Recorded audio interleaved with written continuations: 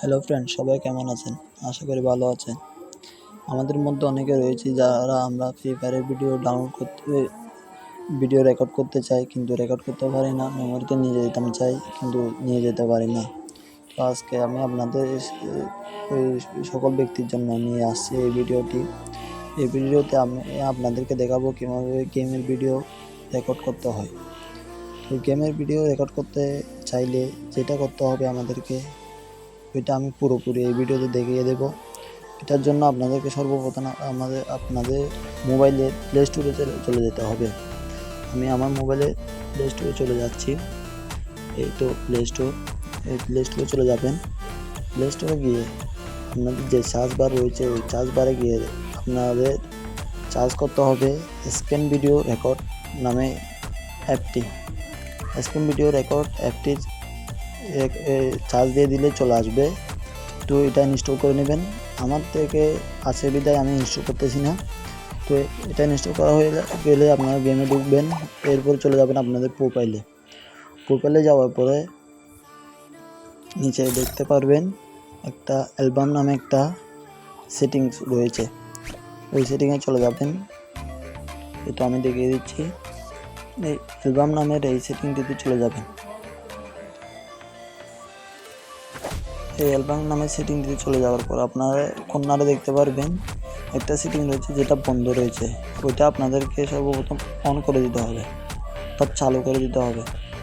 ওইটা চালু করার পরে যেটা হবে, এটা চালু করলে হবে কি, এরপর এটা চালু করার পর আমরা যতগুলো গেম খেলবো ওই সকল গেম আস্তে আস্তে এখানে সেভ হতে থাকবে।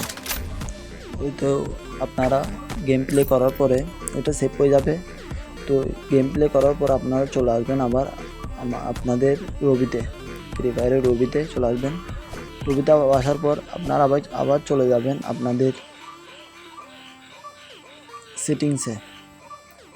সেটিংসে যাওয়ার পরে ওইখানে দেখতে পারবেন ডিসপ্লে নামে একটি সেটিংস রয়েছে উপরে।